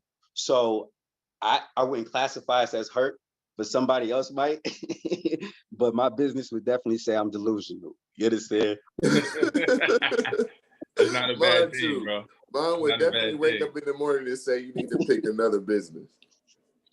Yo, so when it comes down to it, the vast majority of new businesses are started by people who are extremely passionate, right? They're the creator, the new idea, the design, the passion to make something real, right? And so if you're a passionate person and you create unique products and you have done the work to identify those unique target markets and the gap in the market or the problem that you're trying to solve for folks, that's a great way to gain traction, right? But once your business has gained traction, there's a couple other hats you will need to wear in order to grow the business, scale it, and sustain it. The one thing Keith Cunningham said was, it's easy to get money, it's easy to get success or get to a point of success. It's hard to keep it, right? And so we're going to talk about a couple hats that business owners wear, right? And so when we talk about the artists, I'm sensitive about my shit. That's what Erykah Badu says, right? The creator, right? That's what they do. They're extremely passionate and they get fulfillment out of developing products and helping people. And that's a great thing. And you need that hat sometimes when you're in business.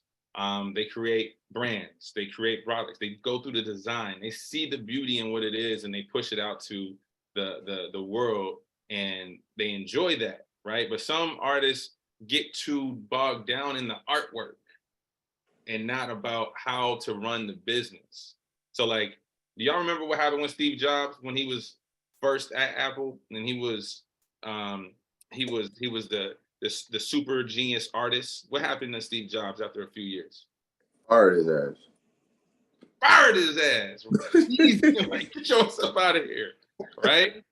And what did they have to go do? They had to go. This is his company. How you get fired from your own company? You get fired from your own company. So when we start talking about operating agreements and we start talking about board of directors and, you know, who has control and who doesn't, think about that and be careful. But when it comes down to it, they had to go and get some capital from Microsoft, from Bill Gates, to get back operational.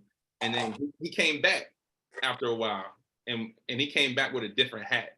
So keep that in mind when we get there. Yeah, he came out with that different attitude too. Pissed off, right? So then, you know, Beyonce, she don't set up her own mic. She just come out there and perform, right? And some folks are operators. And so what they do, they put a lot of sweat into the company. They're always running around, doing everything. And they feel like their time and effort that they put in, like the more hard work they put in, the better and more value is going to come out on the other side, right? And sometimes that's not the case. But when it comes down to the artists, the operator, they spend more time putting out fires than they do figuring out who's starting, right? And so they have an erroneous belief that the harder they work, the more they'll get. And a bulk of them, you know, a bulk of the operators find themselves in a defensive posture rather than, or they found their business running them rather than them running the business, right? And so they need so many people. Shoot, if your microphone is set up, what you gonna do? Exactly. So when they fail, it's more because they die of exhaustion, right? They die of just continue, like, look, I put all my work in, I'm working hard every day, and I'm not seeing the outcome. So an operator at times has to figure out how to create the machine of the business. And so when we get there, we'll talk about opportunities without structure is chaos, right? So structure is really important. So keep that in mind as we move forward. Now the next one, the owner. Wait, what was SME? I saw matter expert. Okay, GSD was get shit done. Get shit done. Yeah, I knew that one. Right. All right. But when it comes to the business owner, you know, my man Jay-Z said some things like, I done made more millionaires than the lotto did. Dame made millions, Big made millions, Ye made millions, Just made millions, Leo made millions, Cam made millions. Beans will tell you if he wasn't in his feelings. I thought Brandon was gonna come in on that one. Come on, B, you supposed to back and forth on this, man. He must be on mute. On mute. But no, from the business perspective, and people can have, don't worry about the people I'm using here, because you'll say, man, Jay-Z over here pushing people out of his company, doing these different things, being shiesty, but ultimately he's a businessman. You can respect it, you can understand, you can learn from it, but he was able to create structure, right? And he's able to leverage other people, and he's able to measure and see the performance that these folks are having within his organization. And when there's something not performing, he's able to change it, right? So you got to think about stepping back and setting parameters where you measure the success of your business or where you want to go. So for instance, we're building out a facility, right? And we have a license in Maryland that we want to get operational. How do we get the license operational? We have to make sure that we have standard operating procedures. We have to make sure that there's contractors that are building out our facility on time and within budget. And so if those things aren't happening on the time that we set and we put a drawing a line in the sand, it's my job to go back and make sure that I'm making an adjustment. I'm looking at other contractors to fill the void, or I'm bringing on new teammates, or we're having discussions with our board of directors so that we have the capital necessary to make those changes, right? Man, and you know, one of the things I love to jump in on this one, man. I had to learn important skill sets. Being a counselor of laws, you know, figuring out how to that's a lead from behind situation. Sometimes people don't like to listen to me until it's worst case, right? It's bad off. But if I'm doing and then if it's not bad off, right? Then how do lawyers get paid, right? Well, we step in and work at the onset, right, with great owners to do things like you see that word there called dashboards, risk compliance matrices, right? Where are the risk at? Where's the compliance measures at? How does the strategy that you, elect to follow, strategy meaning choices, how did the choices that you know you're going to make and how did you make them reflect and cascade in that dashboard to consistently allow you to make decisions? The CEO needs to make decisions without all the facts. It's kind of like if they can get 9 out of 10 factors, 8 out of 10 factors, the owner should be able to make the best decision for the company. Now, which 8 out of 10, for each owner is different. But they need to know which ones they don't have just as much that they're not able to see. They need to know, hey, there's a full 10 here and I'm not able to see these 2, or I can't get information on this 1.5 of a thing. But because of all the other factors, I can look at my dashboard, I can look at my compliance matrices, and I can make a choice.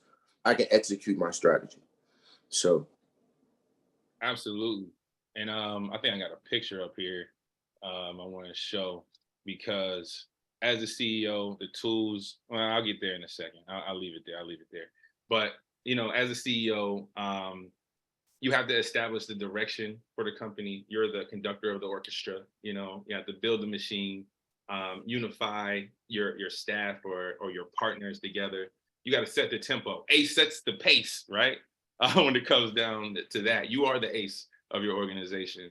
And you have to listen critically, right, to the beats of the organization and make changes and corrections when you see it's getting off track, or that frequency is not the right frequency that you have, that you're hearing, that you feel is your best operation.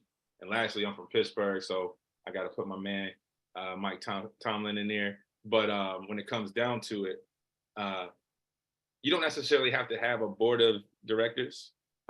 You can think like one. You can think like an investor. And when you think like that, they ask themselves 3 questions, right? It's the power of 3. And anything that you're doing, you slow down and speed up.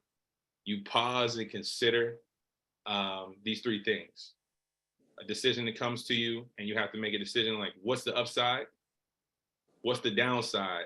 And can I live with the downside? And I got to change that, say upside. Can I live with the downside? Because you can live with the upside for sure. You cannot live with the downside, right?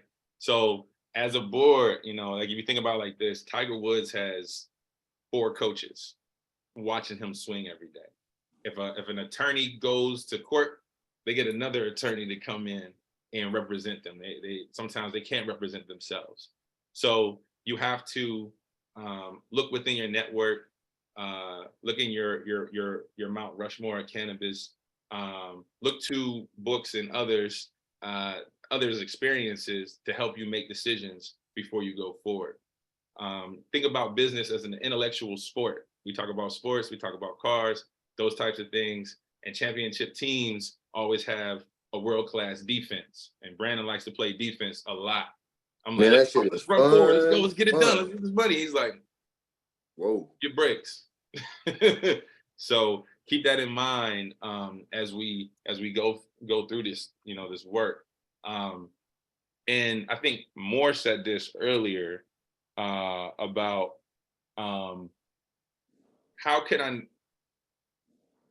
I get to somewhere I've never been without having a guide, right? Well, let's talk about that. Can I jump in there? Yes, sir.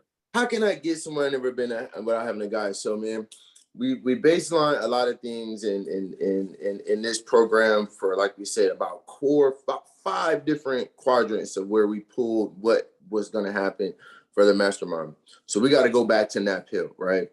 So Nap Hill has this concept, right, of your imaginary board of advisors, right? And he speaks about it very, very clearly in saying that every night before he went to sleep, he picked different individuals that were in his board that he would talk to, not in some crazy psychotic way, right? But in genuinely learning, enough about that individual who was imaginary, right? It could be, he talked about Abe Lincoln. We think about Think and Grow Rich, a Black choice. We talked about people like Benjamin Banneker. We talked about individuals like Jesse Jackson, right? These are people who like, well, what would Jesse say to me right now if I was doing this and I presented this, right? And actually having that, and then not only what would Jesse say to you, what would Jesse say to Abe Lincoln about what you was doing, and how would they jump you, right? How would they coordinate in this concept, right? And I think this is important because visualization, you know, is very difficult. I am a person that's first gen out of poverty. Like I've had, you know, different circumstances, whatever the case may be throughout.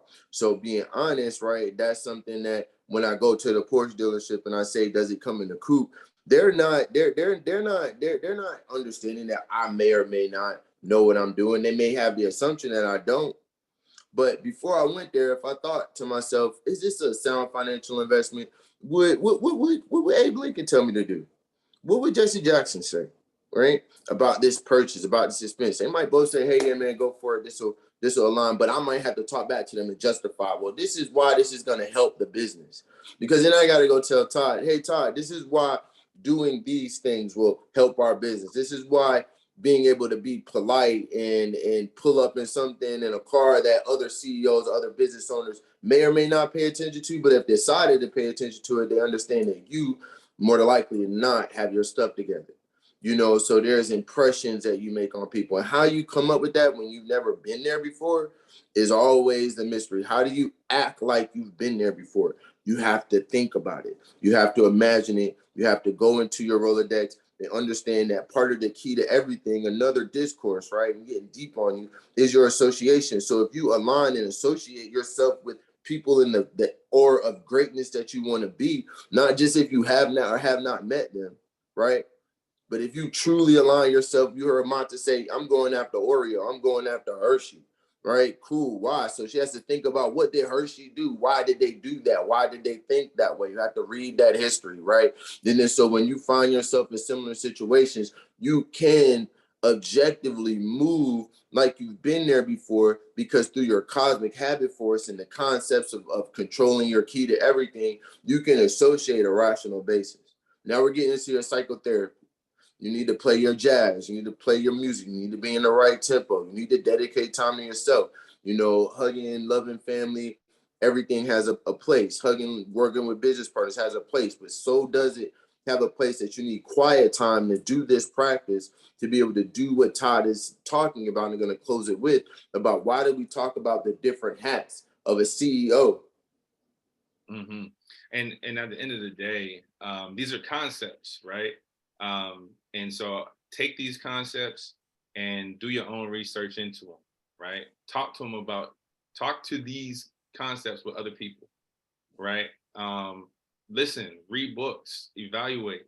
This is just, I mean, it goes so deep outside of me giving you a couple words to think about. So it's imperative. I implore you to go and dig deeper into everything we're talking about. And over time, it'll start to become more relevant. It probably is relevant for a lot of you right now. And the last thing on this investor piece is, if you do have a board, I put analysis paralysis in here, because sometimes they become extremely risk averse, right? And sometimes on the other side of risk is high value. So you got to keep in mind that, you know, it has to be balanced and not just always analyzed, right? You gotta act sometimes. All right. So with that said, what are some of the goals of these hats, right? The artistic success requires refinement and creative talent. Operational competence requires honing professional and technical skills. But business success requires mastery of tools, right? And so what are some of those tools? We talked about creating dashboards. I'm telling you, Trello is imperative. Every time something's not going right in the business, we got to step back and be like, no, we're not. I'll be like, oh, going back to the Trello. It's like an exercise. If you've ever played sports, girls, guys, and you ever seen somebody have to restart and go back to the beginning and run again, I will dead stop myself and my team, Todd, my brother, and be like, we are not on Trello. Like, I'm upset. I'm upset at myself. I'm gonna check my ego. Why? Because I ain't using it and this, and now something's all over the place. And then reality. Accountability, man. Leveraging other people. So we're gonna talk about these concepts more and more over the next couple of weeks, but think about these things and how to enhance and perfect your craft. Leveraging other people, right?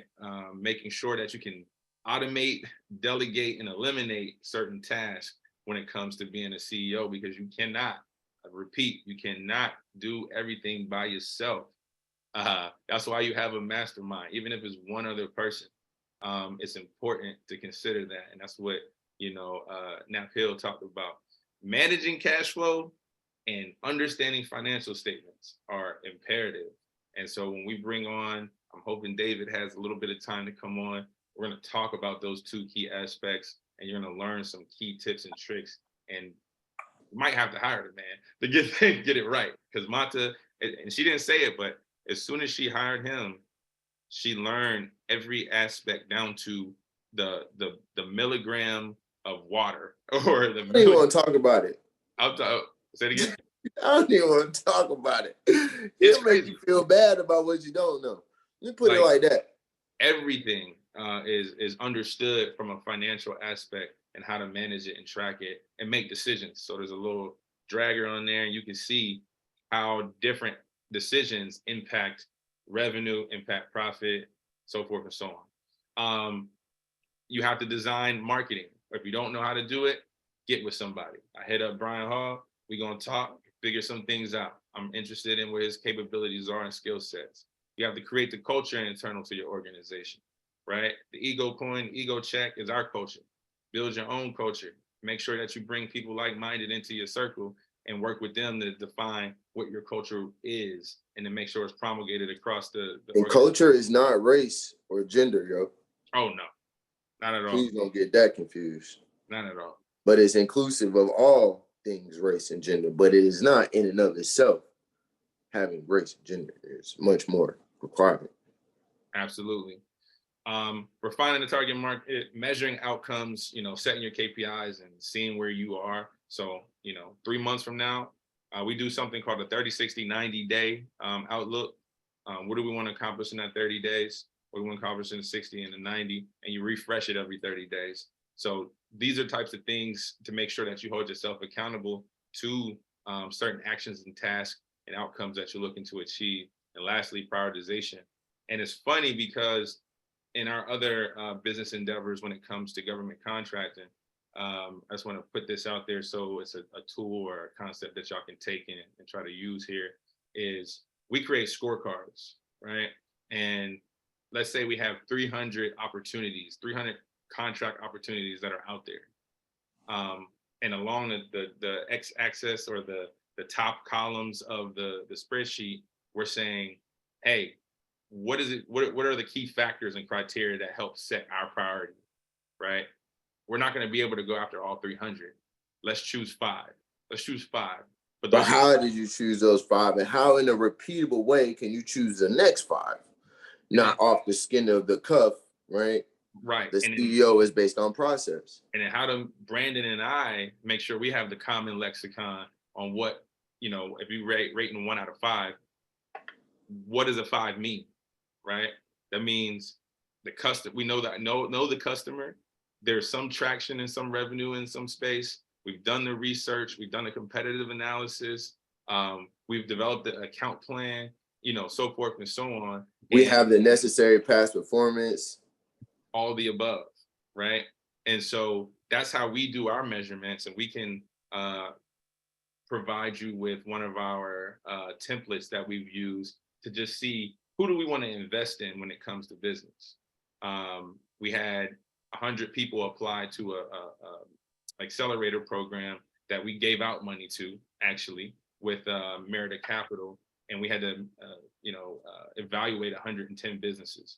So we had to set standards. And why they thought why those businesses were important. I think that's even key. Todd, I know you said you want to show that picture. I think that cockpit is important. Yeah, I don't know what I did with it. Oh yeah, it's in the card. It's in the car. Yeah. It's like, where'd it go? But when it comes down to, you know, knowing how to fly the plane, and, you know, keeping in mind, computer doing something crazy, y'all. Whoa. Whoa. There it goes. This is some weird stuff. But if you don't think the pilot knows what Open it up. Yeah. No, what every gizmo, gadget, reader, gauge does in this cockpit, you're out of your mind.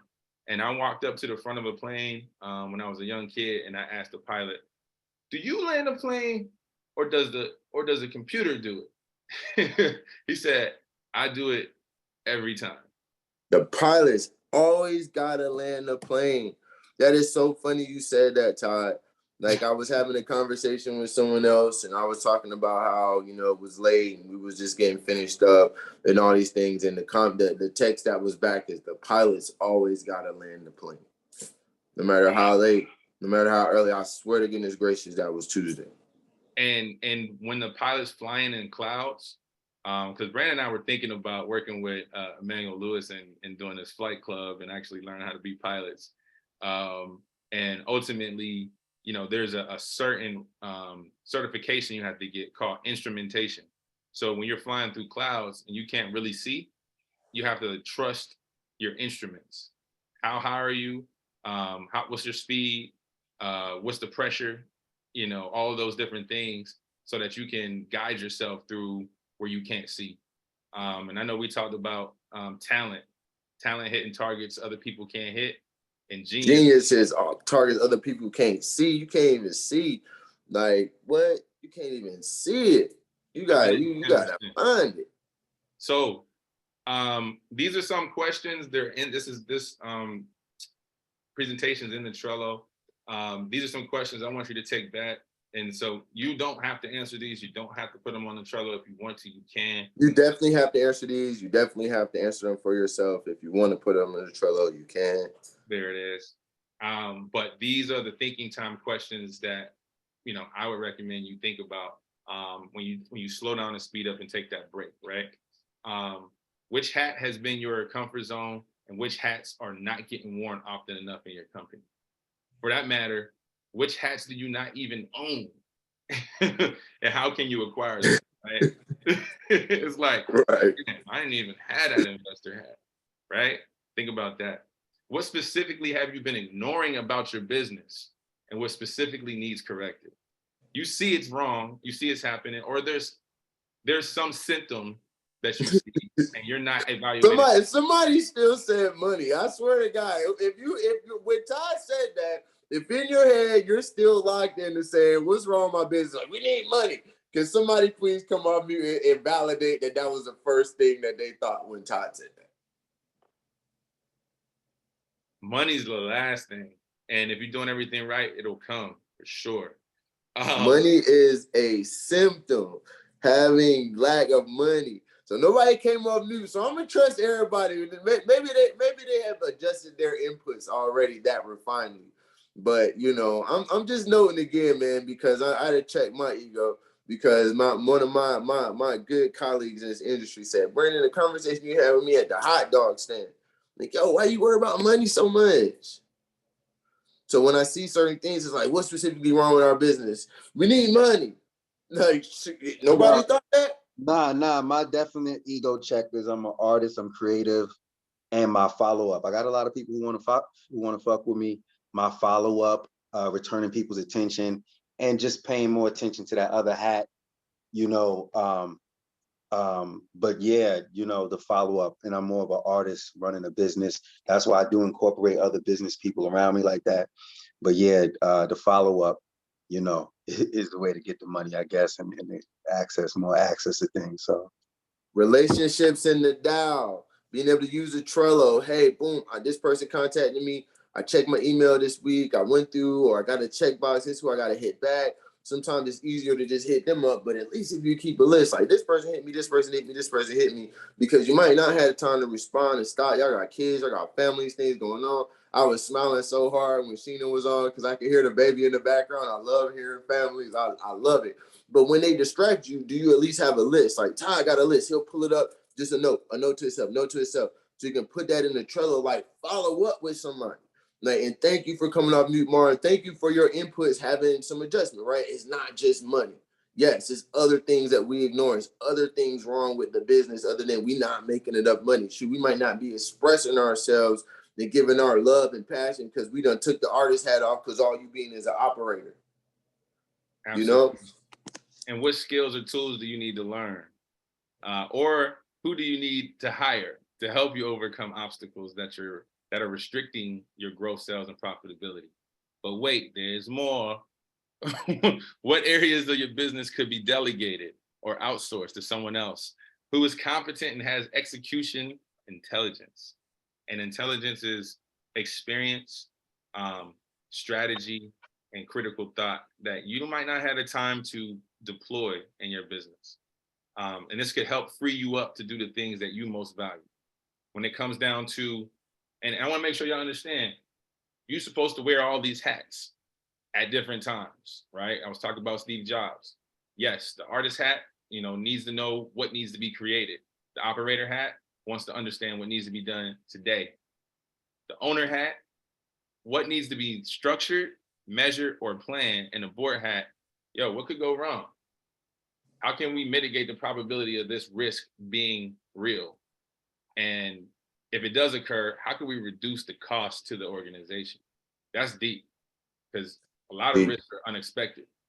That's why a compliance matrix is cool, man. I'm not perfect, but I love to be right. The most right you can be is having written it down. You ever been in an argument with your significant other and you be like, I know I said that. I said that. I said it last week. You don't remember?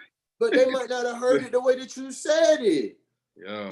Even in saying something, people hear something different. If it ain't written down, you already trying to cover a huge gap, right? So being able to write these things down in your risk and your compliance, like, I knew that was gonna happen. I knew the fire on the 3rd floor with the other people. I needed some insurance for that. You know what I'm saying? You got to listen to yourself enough to write that down on things you think are risk, so you don't have to come back to nobody else screaming and hollering like, I knew it, I said it, I knew it. Got to do better for yourselves, people. In your business overall, you talk to investors, you work with your team, and there's certain things that, if they're not documented, if they're not written, it didn't never happen. So make sure you capture those and hold those folks accountable when it comes back around, because it will.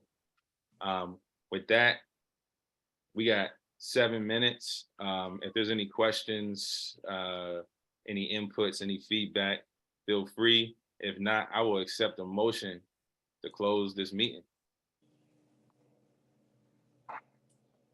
D. Demetra. Can you hear me? Yes, ma'am. Okay. Then it went out. No, ma'am. Grand opening, grand closing. Is that the motion? It's that win. Okay, we can't hear you. I think your headphones off again. Those are Ray J headphones? Was Ray on? Definitely the Ray J. You hear me now, right? Let me stop. Okay, I don't know why my power beats are just thrown off today, but thank you for the presentation, Todd. I'll definitely check my ego. I'm definitely the artist hat. I definitely am all about the creativity. I do have a little bit of a backbone because I went to business school that helps me to sometimes switch into operator hat, but it's still something I'm working on. And this cohort is helping me to do that. But can you just clarify again what the pain point is for the owner? I didn't really catch that. I'd love for you to reinforce that. Analysis, paralysis. No, that was the board hat. So the pain point for the owner was let me get there. Let me get there. knowing which decisions are correct. Mm. Right. So Brandon kind 8 of broke out of it 10. down. Yeah, Brandon broke that down with the 8 out of 10. So it's data points, right?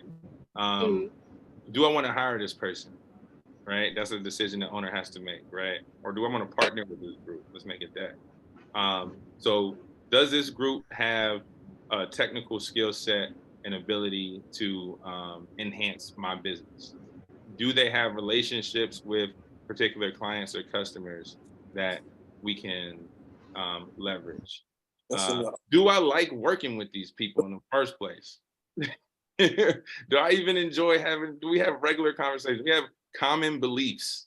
You see what I'm saying? And so if there's 10 things that you could lay out as criteria, then you have to make that decision on how to go forward. And sometimes when you are a business owner, it's like that's the setup for whatever your home. Mute you up, Keelan. Oh, I was like, oh, he coming in, adding sauce to it.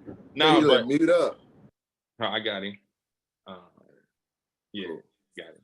But when you have those factors, and Brandon says 10, I mean, if you can get all 10 factors, you check all those boxes, it's ready to go. But this was more about owners trying to do everything on their own and not looking towards investors or dashboards, their dashboard or whatever. Scorecards, dashboards, not just going on your gut feeling like what Todd said, make data points. What data points do I need to know to make a decision? And then for me, the hardest thing that I have to work with CEOs is I try to get up to that level as their legal counsel, as their consultant is, what don't you know that you're making a decision about right now? And do you know what you don't know? You know, and so that's hard to kind of understand. So you'd be like, oh, did you do a corporate background check on the company? Do you know if they have any lawsuits? Do you know if they have any past disputes, right? If I say that, right? Do you know that you don't know that is even more important of maybe knowing it? You know, not knowing that I didn't check that. I didn't look to ask that question, but I'm making a decision as a CEO. You got to know what you didn't know. And that's why checklists are important. Like, what information didn't I gather as I'm about to make this decision? 100%. I mean, we just went through it in Maryland legislation, right? We seen something change, just a little tweak. It was a very precise tweak that blocked us out potentially. And a lot of people were like, shut the bill down, call the governors, call everybody, get everybody in the room, we go. And at the end of the day, Brandon's like, what don't we know? And what action, if we take that action, what are the impacts? So let's go back to the power of 3. What's the upside? What's the downside? And can I live with the downside? So keep that in mind. Any other questions in the last 2 minutes? Hey, this is April. I just wanted to share something as we're going over hiring people and delegating. That's been hard for me because I spiritually work with these products as I make them. I light smudges. I say prayers over the healing that's going to come forth in our customers. And the idea of growing and then growing beyond that is kind of scary for me. Trusting someone with that product the way I use it is kind of scary for me. So I really am thankful for all this because I got to start looking over this. I don't want to run into a lawsuit with an employee because they felt that they was forced to do something spiritually. So it's a lot. It's a lot. But I also want to share with you all that I'm working with the city of Inglewood. They have a program where they pay for you to hire employees. And they will pay $15 an hour for 5 months for you to try working with these people who need placement and employment. So that's going to help me hire within my community.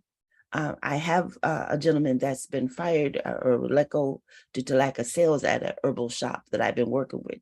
So I have him and a Reiki specialist that I'm looking at to bring in. But outside of them, it's a scary thing to bring someone into this because the healing that comes forth to the customer is important to me. Well, I think there's a couple parts there too. When you got that's like your artist hat. You know, you're an artist. An artist is a spiritual connection. And you know, the first thing artists say, I told you I got in a conversation this week earlier, check my ego on it, because I didn't know somebody was as sensitive as they were. right? I was just moving past in the conversation. I was like, no, we're not doing that. They felt like it was their expertise to say, you know, whether or not, or I needed to have some more discussion with them or not. But I was like, we're not doing that. It's cost effective. We're trying to do a thing, right? But the one thing about an artist is they're sensitive about their shit. We've all heard that. That's what the Erykah Badu picture, right? Like, I'm sensitive about my shit. You know what I'm saying? And that's okay. But then we got to find out, okay, what areas are a little less sensitive? What things can I get help on to delegate and do that really, you know, you want to have someone in the right culture, right? A consultant or a business partner has the right culture for your business, but really they're doing a job that don't got nothing to do with your art. You know what I'm saying? Like, it's just how you get your art to the street. So if you don't work with other people to do the thing to get the art to the street, you end up being that artist that's just a little too sensitive about their shit. And I love you, April. You know that. And I need some of your stuff myself. I already ordered some. So yeah, you ordered some from me. I got 3 packs. She says coming out. I got 3. I got 3. I need some. Look, don't worry. I sold out in Boston with my girls. I gotta order up new labels and shit today, man. We got work to do. Right. You got work to do. The checklist of what type of individual you want to work with, and what belief system and culture that they align. It might be a little harder to find those folks, but at the end of the day, when you do, it's amazing. So keep that in mind. And then the last thing I'll say is there's also a program for veterans leaving the military called Skill Bridge. They will have the opportunity to work with you for 6 months for free as they transition into the civilian workforce. I'm interested to see. I haven't tried it out for cannabis yet. But don't try it out for cannabis. Just try it out for a business, and you have a business that they're doing profit and whatnot. You know, we're gonna talk about this later, but you know it's got to make things harder than what they are by saying it's just for cannabis, and then you get the cannabis tax on saying that all the time. So sometimes people need holding companies or companies with agnostic names that you can actually work and do things staffing through. Company, right? You just got a staffing company, right? So with that, it is 11:02. I'm going to any motions. I'm going to move. I'm going to do it this time so we can show how the process goes. But I'm going to move to close out this meeting today. Second. All right. It's moved and properly seconded to close out the meeting today. Any uncertainty? Seeing as there none. Seeing none, being none. With that, I will formally close out this meeting with a vote of everyone signifying with the sound of aye. Aye. Any nays? Nay, I want to be here all day, baby. All right. And so, El Presidente, that's going to be your job closing out these meetings going forward.